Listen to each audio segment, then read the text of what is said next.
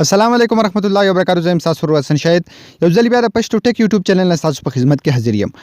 ان شاء الله حکومت په نن ویډیو کې ما تاسو سره پر داسې اپلیکیشن راوړی دی چې تاسو کولای شئ چې په دې کې بالکل په یو کلیک سره خپل عکس ډیر زیات په زبردست طریقه سره ایډیټ کړئ. څنګه چې تاسو په سکرین باندې ښکاري تاسو کولای شئ چې تاسو سمپل یو خپل عکس راوالئ، یعنی یو خپل یو تصویر تاسو دلته راوالئ او هغه تاسو بالکل په یو کلیک سره ډیر زیات زبردست ایډیټ کړئ. تاسو ته څنګه ښکاري نو دا اپلیکیشن به تاسو ته څنګه ملاويږي او دا به تاسو په دې کې خپل تصویر ایډیټ کوئ څنګه، بیا به سیو کوئ څنګه، دغه ټول طریقه تاسو ته ښایم.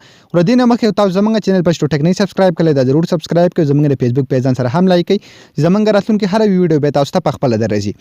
نو سمپل د اپلیکیشن لینک په یوټیوب کې تاسو ته په ډسکرپشن کې ملاوي شي. کوم ملګري چې فیسبوک کې ویډیو ګوري نو تاسو کوم ویډیو ګوري د دې ویډیو د پاسه به تاسو ته لینک ملاوي شي. اپلیکیشن لینک هم په دغه لینک باندې کلیک کړئ، تاسو به د اپلیکیشن ډاونلوډ کړئ. کله چې تاسو په خپل موبایل کې ډاونلوډ کړئ سمپل لا به تاسو داسې اوپن کړئ. ډیر زیات سمپل انټرفیس ته بالکل سټپ بای سټپ تاسو ټول سیستم خایم. کله چې تاسو په دې باندې کلیک نو اتوماتیکلی دلته به تاسو لا یو څو اپشن چې کوم در کې یو سکوير دی، یو ایفیکټ دی، یو کالج دی، یو کیمرا ده. یعنی تاسو دلته چې کله په سکوير باندې کلیک واخلئ نو ټول ایفیکټ چې کوم دی تاسو له پدې ځای کې راوړي. نو تاسو اتوماتیکلی خپل ګیلری ته لاړ شئ. په خپل ګیلری کې به تاسو هغه تصویر سلیکټ کړئ کوم چې تاسو ایډیټ کول غواړئ.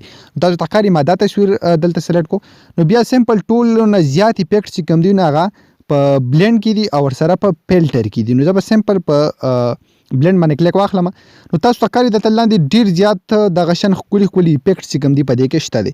نو دلته چې تاسو په کم یو باندې کلیک کوئ نو اتوماتیکلی هغه تاسو تصویر په بیک گراوند کې لګي او ډیر زیات خولي به تاسو تصویر ښکاري. تاسو تخکاری دې سره تصویر تاسو ډیر زیات زبردست کول او ډیر زیات خولي کولای شئ. که دلته بل سره کوم نو تاسو تخکاری سټپ بای سټپ داسې تاسو ټول دلته ټرای کولای شئ. تاسو تخکاری څومره ډیر زیات زبردست ګلونه او هر څه چې کوم تاسو خپل تصویر په بیک گراوند کې لګولای شئ. تاسو تخکاری ډیر زیات په زبردست طریقه سره تاسو تصویر به ډیر زیات زبردست ښکاري. تاسو تخکاری دلته په دغه طریقه باندې تاسو بیا کولای شئ. نو اوس په دې کې فلټر چې کوم دی نو دا موږ څنګه په کار راوړو. تاسو تخکاری نو سمپل دلته بیا پر ټیک باندې نشان باندې کلیک کړئ، دا تصویر به تاسو سره دی ځنه سیو شي. که تاسو چې ته په دې فلټر باندې کلیک واخلئ تاسو تخکاری فلټر دلته تاسو له آپشن درکړی دی. نو تاسو سټپ بای سټپ په دې کې کولای شئ چې د خپل تصویر دغه شان مختلف کلرونه چې کوم دی بدل کړئ او تاسو تصویر به ډیر زیات زبردست او ډیر زیات حیران کوونکی ښکاري. د دې نه بغیر ته نور هم تاسو له ډیر زیات اپشن چې کوم دی درکړي دي تاسو بالکل سټپ بای سټپ چې کوم دی اړ چې کولای شئ. که تاسو په سنیپ باندې کلیک کړئ تاسو تخکاری دلته تاسو په خپل تصویر باندې د پاسه لیکل چې کوم دی هغه شی کولای تاسو تخکاری تاسو تصویر به ډیر زیات زبردست ښکاري. د دې نه بغیر ته لاندې تاسو لام ډیر زیات اپشن درکړي دي. زه تاسو ته بده کې یو څو اپشن چې کوم دی هغه تاسو ته وخم. دلته تاسو تخکاری ایډیټ اپشن چې کوم نه تاسو له درکړي په دې چې کله تاسو کلیک کړئ تاسو خپل تصویر روټیټ کولای شئ. یعنی تاسو تصویر کو چې تکوګ استلوي نو تاسو مختلف طریقو سره هغه سیده کولای شئ. که تاسو خپل تصویر مخ یو سایډ ټبل سایډ ته کول غواړئ نو هغه سمپل تاسو په دې ځکه د دې اپشن نه کولای شئ. تاسو تخکاری که زه دلته کلیک واخلم تاسو تخکاری په دې طریقه تاسو کولای شئ. د دې نه غلطه سټیکر چې کوم تاسو درکړي یعنی سمپل تاسو په خپل تصویر د پاسه پنی ایموجی چې کوم دی هم شي لګولې.